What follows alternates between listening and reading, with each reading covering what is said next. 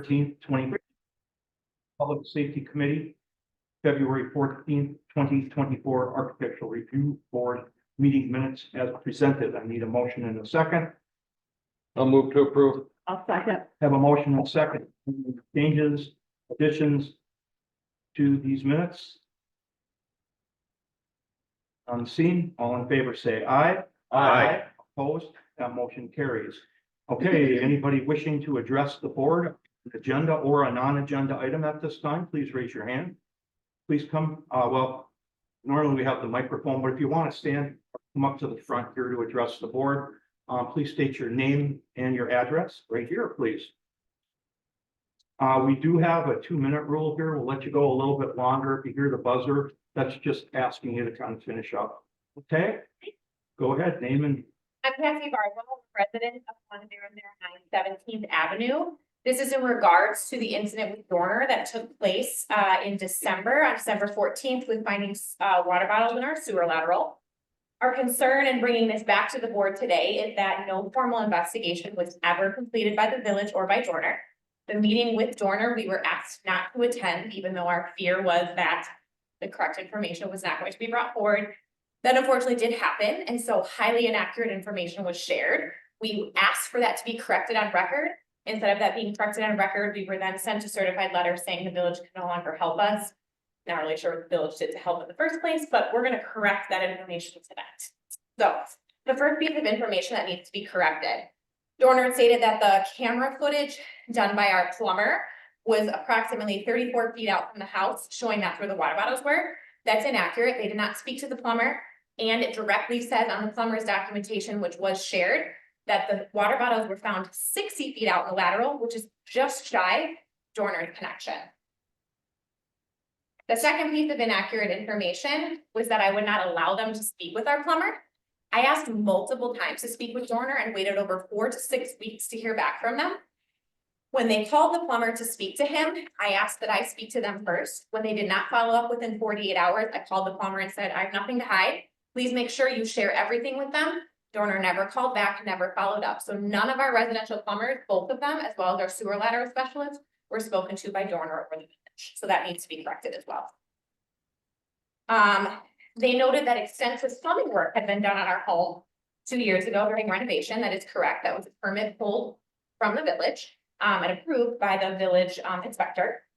And the extensive work is actually not in Dorner's favor because our house was very old. The plumbing was updated, meaning there are now fail safes in place. The plumbing is too small and there are cracks and things in place. So even though, yes, we cannot prove where the water bottles came from, both 2 residential plumbers and a sewer lateral specialist have proven that it could never have come from inside the house, only exterior when the trenches were open, which is where the negligence happened. So whether they were put in there intentionally because this foreman was upset or an accident, it happened during Dorner work. Our biggest concern was that the village denied our claim before even having a financial committee meeting. There was no help ever given. There was no follow-up ever made by the village or Dorner. No one came to the house. No one spoke with any of our specialists. And so then we were sent a certified letter saying that the village would no longer help and that we asked to seek counsel. The counsel that was sought was because we were then forced to submit our claim to insurance. So therefore we have counsel at insurance that would then advise on whether or not we would be able to sign anything. And the payout that was offered did not even cover the cost of the plumber or the deductible, which is all we asked for, even though the total job has cost over $34,000. So we just wanted to correct that information for the record. Anything else, Mr. Cardwell? That's it for me. Thank you very much. That's what will be next. Speak. Yes, sir. Matt Cardwell, 1009 17th Avenue. Yeah, I guess my biggest issue was we contacted by Jesse. He went ahead and let us know that, you know, the village is going to be in our favor fighting for us. Nobody asked for any type of publication, no documentation. So it's very strange that you go into a closed door meeting with a company with only one side. And I know you had your lawyers give you counsel and tell you what to do, but I had no lawyers reach out to us. Nobody asked us for information, and you're just taking the saying of what Dorner had said. I believe we had multiple incidents with Dorner. I'm actually shocked that I believe Dorner got another bid in this area. But that's just my belief on the fact that you should be hiring quality Mr. construction. Please, Yeah, please limit your comments to what we know. As far as Dorner goes right now, I don't want to get involved with any potential discussion of a lawsuit with them. So can you just keep your comments to your situation, please? oh, and sorry, yes, just the idea that we had many incidents with Dorner from flooding our basement and not having a residential plumber on their staff in order to take care of it. When I arrived home and my basement was flooded, there was no offer for any type of assistance or help. It was just, oh yeah, your pipe burst underneath. And so your basement's flooded, we're gonna move on to the next thing. So it seems to be a very low quality company that we're working with that is not representing the needs and desires. And of course, you know, we have neighbors who also have had multiple issues with plumbing, but yeah. Please stick to Sorry, pipe burst, flooding, crack in our chimney from the drilling. There's a lot of things that have taken place based on their negligence and inability to do things at a rate that should be compliant with city standards. Thank you. Thank you. Anyone else? All right. Thank you very much. Just kind of by the precedent, I'd like to have a resolution here commending Frank Becky for his 20 years of service. Frank is not here tonight. I believe he's on Zoom. Hi, Frank. How are you? How you doing? Well, Frank, I want to just do a brief here about the resolution commending you for your years of service to the village of Grafton. Whereas Frank Becky has chosen to step down from the Village of Grafton Architectural Review Board after having served the people of the Village of Grafton and the community from May 2004 to February 2024, and whereas during his tenure on the Architectural Review Board, Mr. Becky had a positive impact on the character and quality of the new development in the village, and whereas Mr. Becky has served on the Zoning Board of Appeals since 2004, and whereas Mr. Becky has volunteered to submit a significant amount of time and also treasure to the Grafton's Line Club to benefit the Grafton community. And whereas Mr. Becky has always represented the village of Grafton with the highest degree of professionalism, and whereas it is appropriate to recognize the accomplishments and years of service that Frank, you've given to the village of Grafton, now therefore be it resolved that the village board, the village of Grafton does hereby acknowledge with sincere appreciation and gratitude the many years dedicated service that Mr. Becky has provided the community, and be it further resolved, the village board and the village staff, the village of Grafton do hereby wish Frank the best, very best, and thank him for all the contributions to the village. Resolved this 18th day of March 2024 by myself, Daniel Delort, village president. Thank you, Frank, from the deepest of our hearts. Thank you very much.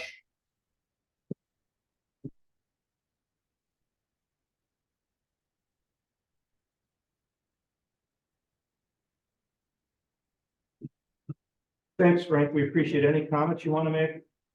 No, I enjoyed my time.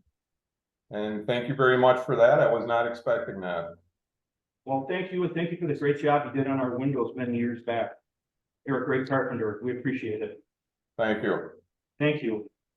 All right, let's go to resolution ordinances, report of the plan commission. Jessica?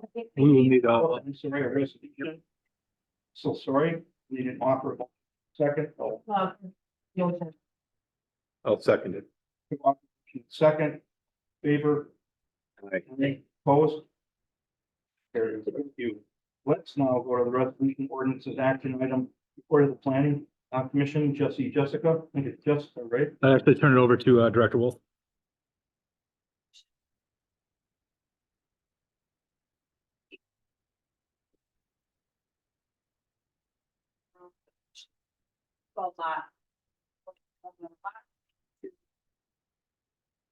Very good. This did go through the planning commission, so we'll need a motion in a second to bring this to the table for discussion.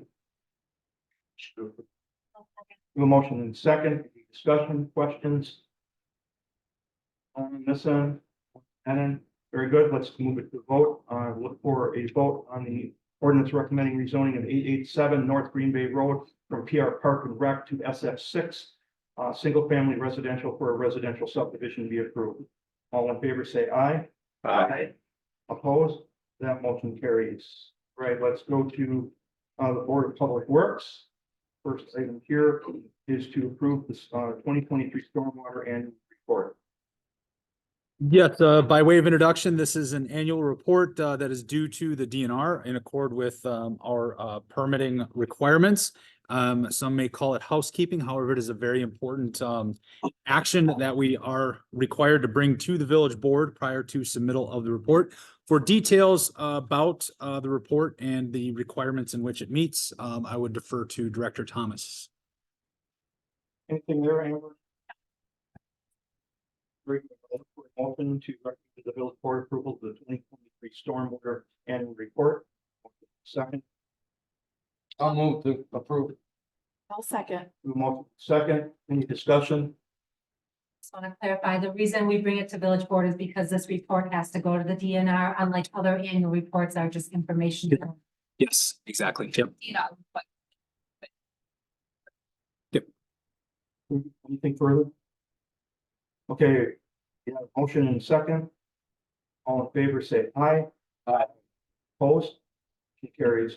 Item number 2, a motion to recommend the village board award project 24-01 2024 street and utility improvement project to the low bidder Dorner from Luxembourg, Wisconsin for a contract cost not to exceed $5,012,030.55. I'll need a motion and a second for discussion.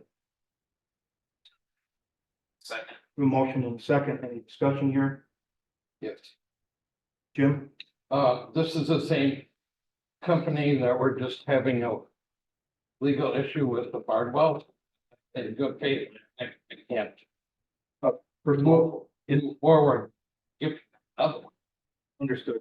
This is an alleged issue and it's not a legal issue. It's a complaint. Just want to make sure that's. And I'm concerned that we're giving them another $5 million project with what's going on. Okay. Very good. So I'm against them. Thank you. Lisa? I feel the same way in light of the recent issues. Again, in good faith awarded to Dorner. We are supposed to go to bat for our citizens, and to me, a lot of the information looks like it possibly did not come from inside the house, so I too am voting no. Okay, so the question here is this was approved by the Board of Public Works on a 4-1 vote, correct, Amber? 4-1, and the next nearest bidder was $450,000. Okay, so obviously, if you're voting against this, I understand that, but if we would wish to change our mind, it would be a $450,000 bump and need to go back to the Board of Public Works. We have a motion and second. I'll look to see a vote here. All in favor, say aye. Aye. Opposed? Nay. Vote 4, hands please. Okay, very good. Motion carries. Motion to recommend village board award design contract for the Falls Road Port Washington Road Signal and associated roadway design, the traffic analysis and design incorporated Hattie, Cedarburg, Wisconsin, for a cost not to exceed $72,000. This would be for the traffic lights on Fort and Falls, correct? Any discussion here at all? Any information we need before we bring it up? This is the design contract. This is not the construction contract. This is to actually get design work and plans drawn up so we could go out for bid for the actual installation / construction. So just to make sure we're differentiating what this action specifically is. Very good. Need a motion second. I'll move to approve. A motion second. Any discussion on this at this time? Clerk? Just really quick, just so everyone's aware. This also includes considering what would happen north of that intersection. They said adaptations for the future development might be necessary. It's not just the lights, correct? Thank you very much, Clerk. Any other discussion on this? Okay, we have motion in a second. All in favor, say aye. Aye. Opposed? That motion carries. We'll go through the next motion here for vehicles. Anybody mind if we took that as a combined motion? Any objection here? I see none at this point in time. So I look for a motion to recommend the village board authorize the purchase of a 2024 Ford F-250 SRW XL 4-wheel drive regular cab from Ewald Automotive Group, Hartford, for an amount not to exceed $46,836. Also be looking for a motion to recommend the village board approve the purchase of a pickup truck liftgate from Universal Truck Equipment in the amount not to exceed $4,830. Also in that motion, to recommend the village board to approve the purchase of a tandem lawnmower trailer from Big O's Trailer in Portage, Wisconsin, in the amount not to exceed $4,661. Finally, a motion to recommend to the village board to approve the purchase of a plow and wing from Universal Truck Equipment in the amount not to exceed $36,882. Any questions on that so far? All right, I'll look for a motion in a second on this. I'll move to approve all four items as presented. I'll second it. Good motion in second. Any discussion on this? Hearing none, all in favor say aye. Aye. Opposed? That motion carries. Lastly, a motion to recommend to the village board to approve amendment number 2 to the lease agreement with US Cellular. Jesse, can we get a little clarification? on Certainly, that? US Cellular is updating their equipment on one of the standpipes. Therefore, the lease agreement needs to be updated to reflect that change. There is no change to the financial terms of it. Assistant Director Grease can provide any additional background information as she led the project in working with US Cellular, but it is coming forward as a recommended item. All right, so get a motion and second, on this, please. I'll move to approve. Motion and second discussion requiring approval of amendment number 2 to the lease agreement. Mr. President, just to tag on to the village administrator's report. So you're swapping out the equipment on the tower. We're also increasing the bond for removal. Should that ever be required, we're doubling that amount to $5,000. And the term seems like an incredible amount of time, a 5-year term with 10 5-year renewals. But remember, we're amending the old lease. So this goes back to December of 2002. So we're already 20 plus years into the lease. So we're just extending it. Just for a recommendation, what standpipe is this? Very good, thank you. Okay, thanks very much. I'm gonna go on questions here, if I can just get a chance to look left and right here. So, yes, I understand there's a question from Lisa. You said you have the floor. Perfect. Bracken, I believe you said at, Public Works that the amount of devices that they're actually placing are less than before, is that correct? Now, the actual stem of the tower, and they have 6 up top on the painting rail. They'll have 9 total. They're removing the 6 on the stem, and they'll put 9 up top. The configuration is just a little bit different, but they'll still have the ability to put 12. The number hasn't changed.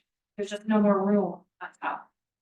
Will they have to come back to you to let you know, to let us know if they want to put those 3 additional on?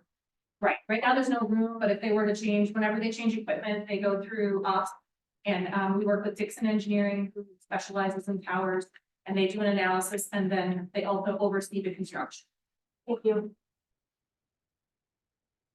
Any other comments? All right, we have a motion second, favor, say aye. Aye. Opposed? Carries. Let's go to the report of the public safety. Item number 1, authorize the chief of police to sign an MOU between the Grafton Police Department and Operation Underground Railroad, OUR, to acquire CBSA computerized voice stress analyzer system through the $10,995 grant provided by Operation Underground Railroad. This did go through Public Safety Committee. Jesse, why don't you bring us up to date on this? Certainly. To be clear on the action this evening, it's authorizing the chief of police to sign the memorandum of understanding. It is not about the approval of the grant. As you recall, the adopted grant handling policy, grants under $25,000 can be signed off administratively for application. That said, a copy of, in essence, the internal paperwork, if you will, has been provided per request to the village board that is out on the dais this evening. All policies and procedures have been followed with this. So what the grant will do, though, just to be clear, is provide funding for the purchase of, as mentioned, computerized voice stress analyzer.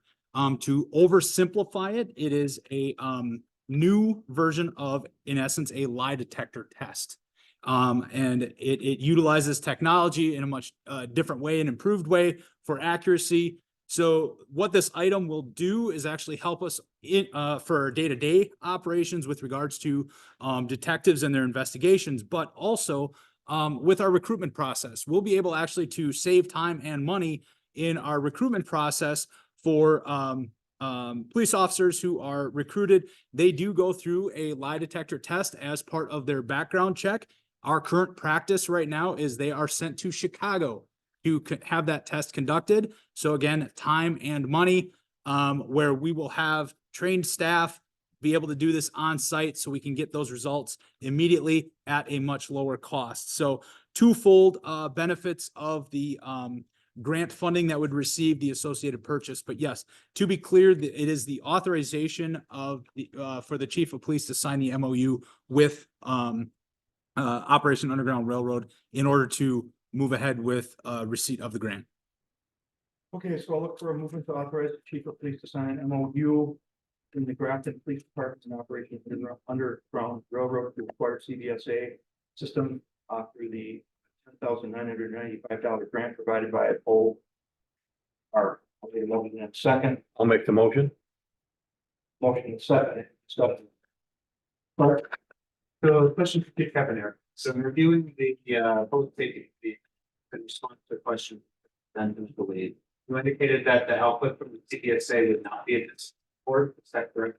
Yep. Correct. So in that context, what do you envision the CPSA being able for you all to use? Like you mentioned, a lot of being able to help investigate crimes, and all for you all have the best possible technology assistance. I guess just reading it from a novice view, and I'm concerned a little bit that since it's not invisible, or that it gets you all in trouble. Perhaps we're using this to determine that initial trustworthiness, and then we're going to dig deep into what that shows. Could you clarify this? Yeah, so there's a long, it's been long standing that even polygraph examinations. Not in the school report, that has been moved on. What it does for us though is from the background. Pre-employment, it does give us the ability to identify whether somebody's being truthful or not, whether they answer all the questions in their history statement accurately and so with truth, as well as in criminal investigations, we can run their statements through because no surprise that people lie to us.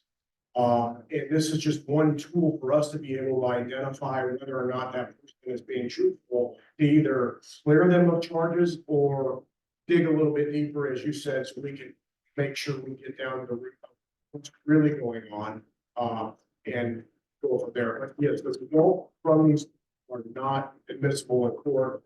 However, the use of them is. Thanks for that clarification. I understand from Jeff's that said this is just approving the MOU purchase. You've already signed out. Yes. Thank you. Anything else? Lisa? Sure. So I want to make it clear that I don't have any problem with this equipment. So I think it's a good tool. It sounds like, you know, this is something you can use in addition to other types of items. And I understand this for the memorandum. My issue is with the company that we're getting the grant. You know, there's questionable information that I've read online about how they've operated in the past and questionable statistics and questionable financial reports. Is there any way you could just find this money in your budget? Because I'm all about this technology. I would be on board with this 100%. My big issue is the companies that we've been. Yeah, so I will. See. Company.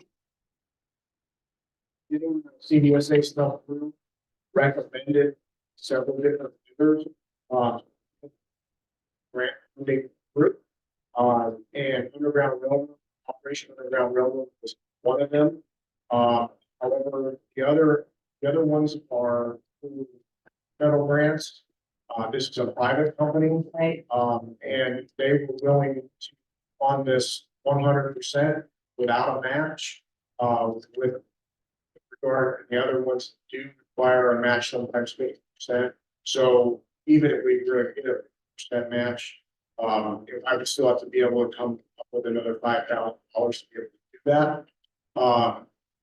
Underground Railroad, I didn't know much about them until it was brought to my attention today. I researched that, spelled fires and grant from folks because they're out there, they're operating grants. It's a law enforcement, they're really good, the organization, they're good community. From what I've understood though, is that those past practices are, they will clear of all their charges and there's nothing there. So to me, based on everything else I researched on them, they are a reputable company and they're good on their word and they're willing to get arrested. Sure, and I understand that. I also tried to look on their website because they do talk about the other law enforcement agencies that they donate to. Unfortunately, there's no link to them. So there's numbers, but there's nowhere that I can actually see who it is that they help. So because they have questionable history in the past, I can't vote for that, but if it was a budget item, I would. Is there any commitment to Operation Underground once you get this donation? No. There's no commitment. We don't.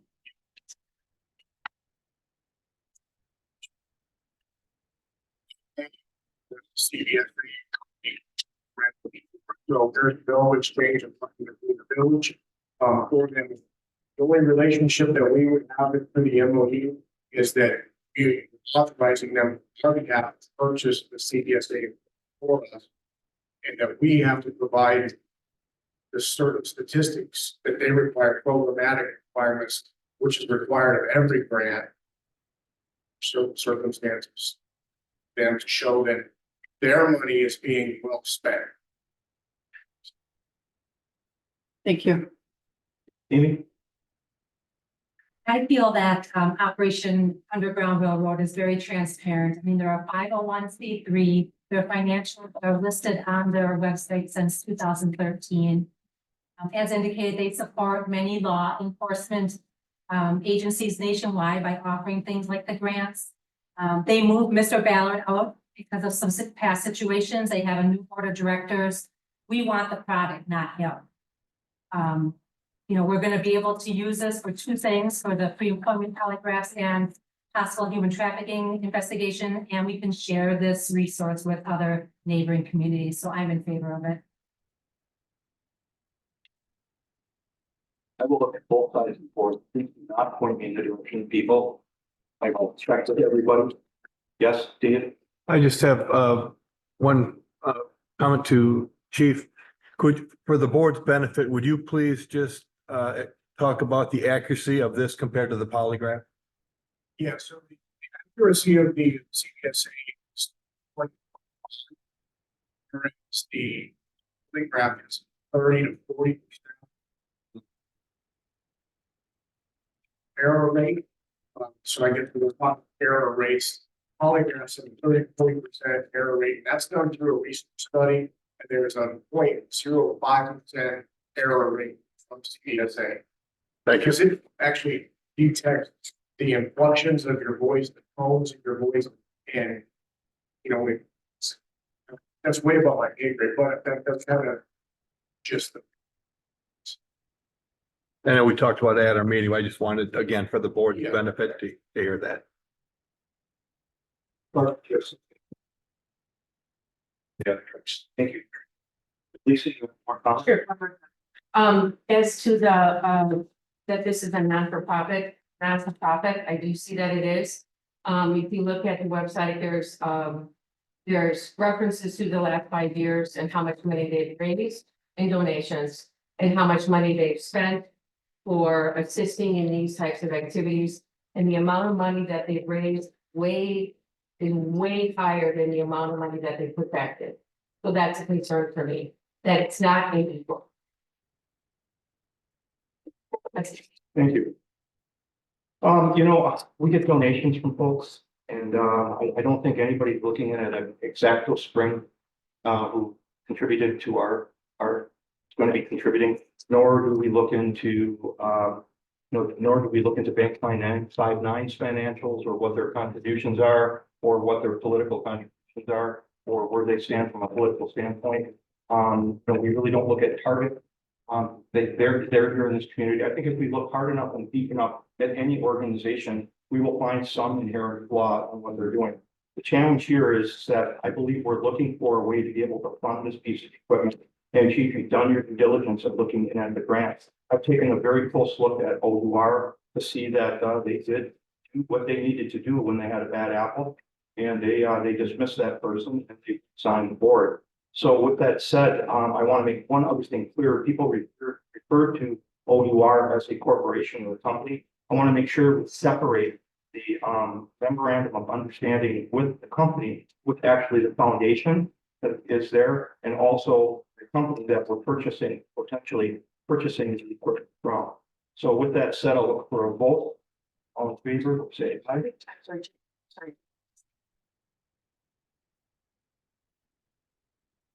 Jim? I see, Chief, I see the quote's good for 30 days. From February 15th, we're past that. Yeah. Yeah, well, it'll be good for the water. Because of the profit that we have to get it approved. They are aware of that. They will work with us. Sorry.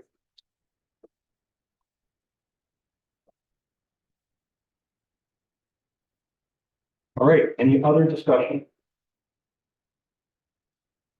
Motion in a second, let's go to vote. All in favor, say aye. Aye. Opposed?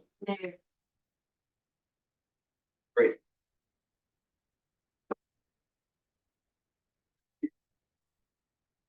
For next agenda item here, would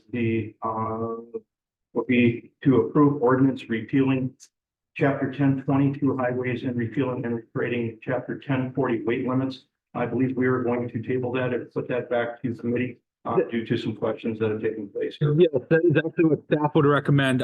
Following the publication of the packet, we did receive some significant amount of feedback from legal counsel, and with that, this is different from what is brought forward from committee.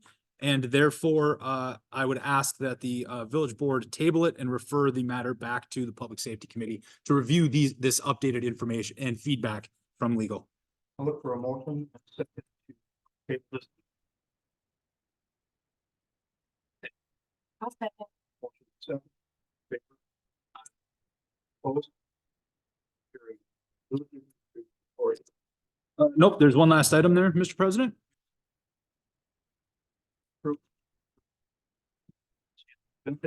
Yes, you take that.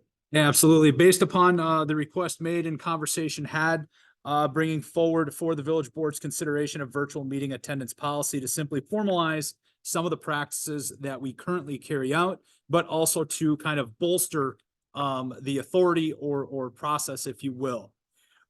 The draft policy that's attached to the IFC does set forth a purpose statement. It does specifically note that virtual attendance is permitted.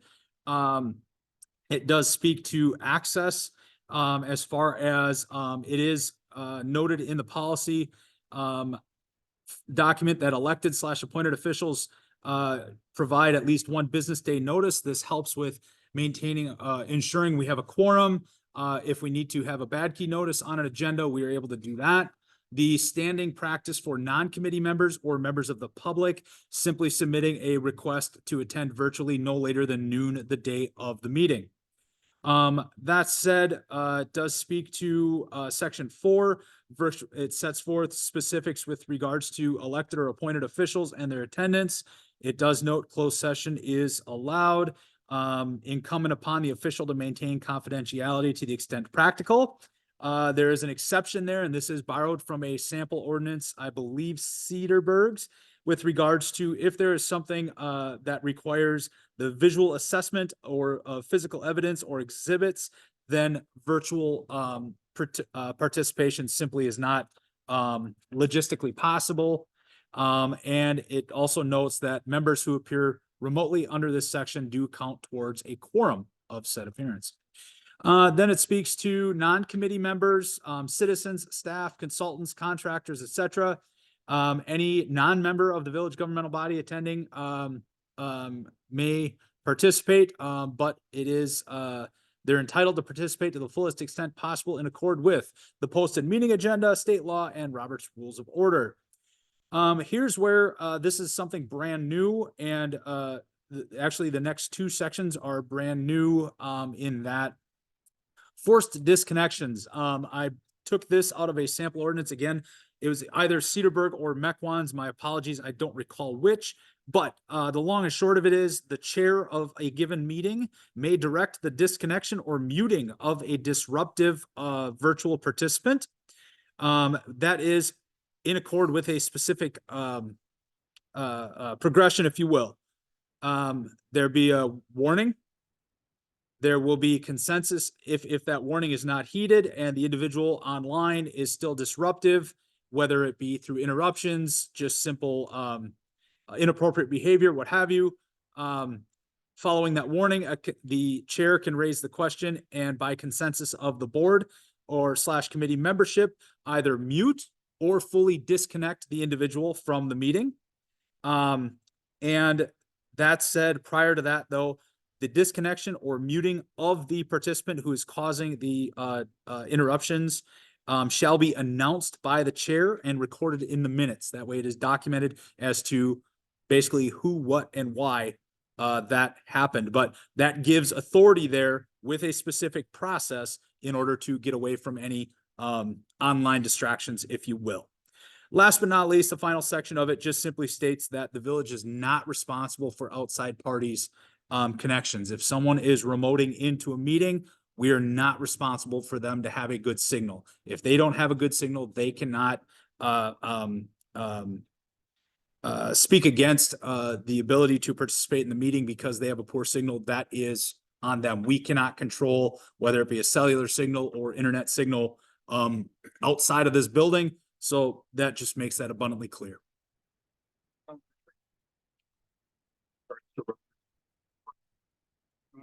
Since support committee membership, we look to disconnect somebody. I think that's pretty much in line with a motion order. Do we not require a 2/3 vote To, on a motion for of order? Yes. Yeah, that is true. Here again, whether we're bound by Roberts, if obviously if someone is being absolutely disruptive, I would say the chair has authority to, especially online. I was recently at a meeting where there was something patently offensive posted and you're going to want to take action in those situations. So my long-winded answer, Mr. President, is I don't know that we're fully bound by Roberts, but I think you're trying to meet the spirit of Roberts. Okay. In your policy here. Okay. Very good. All right, a motion and a second bring us to the table for discussion. A motion to approve. A motion and second discussion. Amy. Do you have any thoughts in here that talks about the individual's camera being on if they're in closed session with us?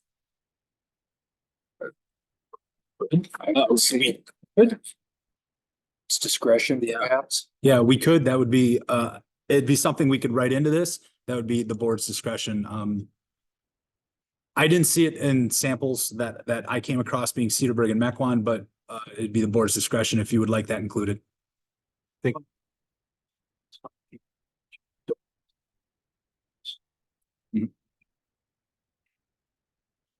So, virtual meeting attendance selected full session. So if we're in full session, the standard meeting, somebody's out there, and I think if we've kind of an interesting situation here, we have board members who are bound by this, and then is this also for the public too, or is this more like board? There are actually separate sections. One does speak specifically to board members, either elected or appointed, and then one does speak to non-committee members being citizens, staff, consultants, contractors, etc. So if in fact the board would like to see language specifically for board members participating in closed session, Paragraph 4, section A, letter I. That's exactly where we could specifically say, basically, officials, board members, elected or appointed officials to participate in closed session shall have their camera on. So we do have a parking spot specifically for Trustee Luft's point.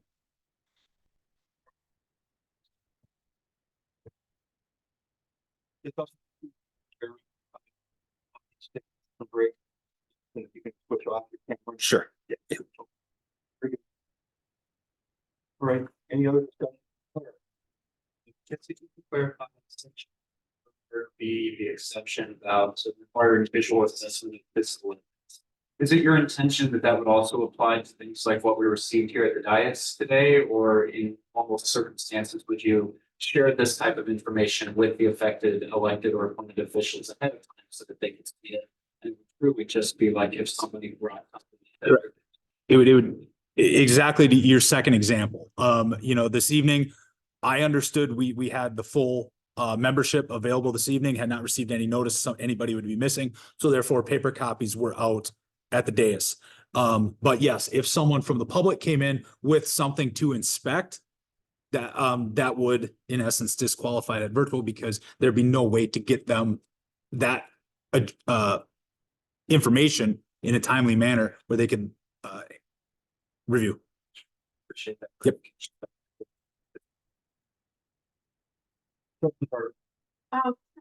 Talking about the virtual meeting access, is there a thought as to why it's different for an official that needs to give you one business day notice versus a committee or versus a citizen? Sure. As I mentioned in my presentation, that we're looking to make sure that we have a quorum, number one. Number two, if we have to put a bad key notice on an agenda, we're just looking for just a little bit more notice from officials that would be attending the meeting or scheduled to attend a meeting. Just for that reason, it's simply logistics with regards to posting and ensuring we have a quorum.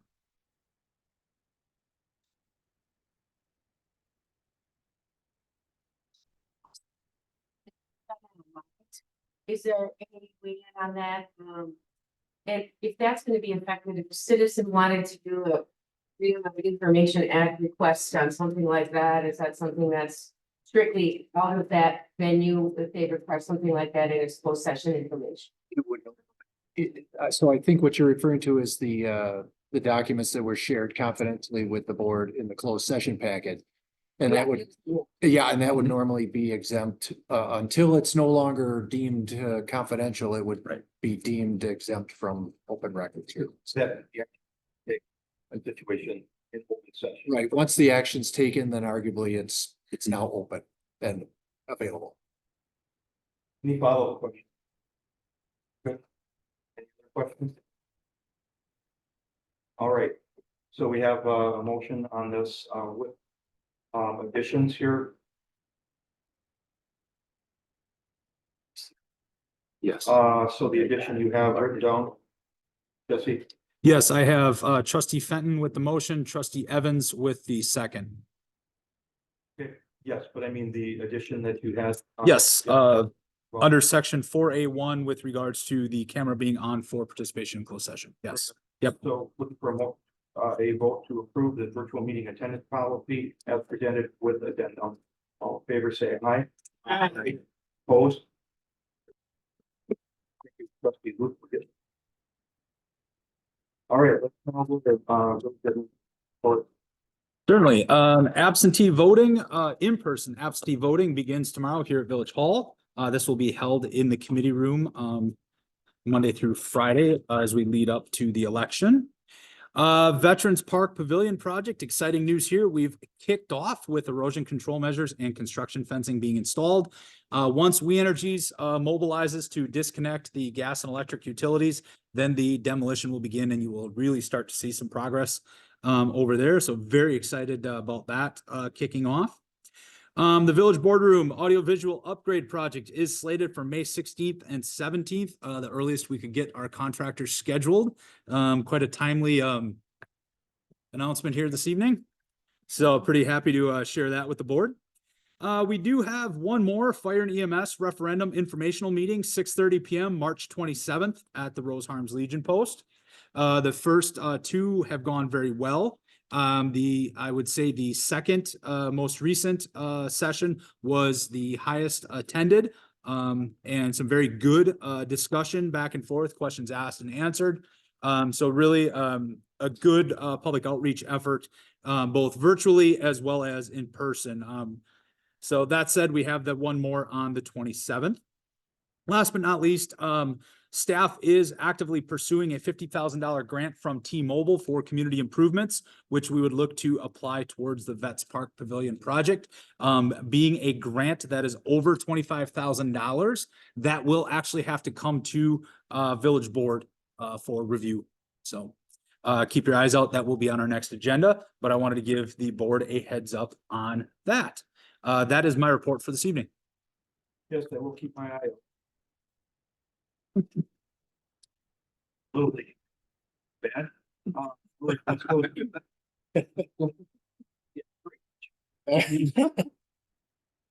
Hold Joe. Here after the meeting, come and see. All right, let's look to licenses. I'll look for a motion to approve the operator's licenses here. Yeah. Should approve it. I'll second. Motion and second. Any discussion on the operator's license at this point? All right. Discussion, all in favor, say aye. Aye. We're going to approve of village expenditures. For a motion, second, to approve the expenditures as presented. Second. We have a motion and second. Any further questions? I did see questions asked and answered online. All right, seeing none, all in favor say aye. Aye. Opposed? Carries. At this point in time, I'd like to convene into closed session pursuant to Wisconsin statutes 19.851E for real estate competitive bargaining matters, Harmony Grove Subdivision. Need a motion and a second. I'll make the motion. I'll second. Aye. Aye. Aye. Aye. Aye. Aye. Okay, convening to closed session.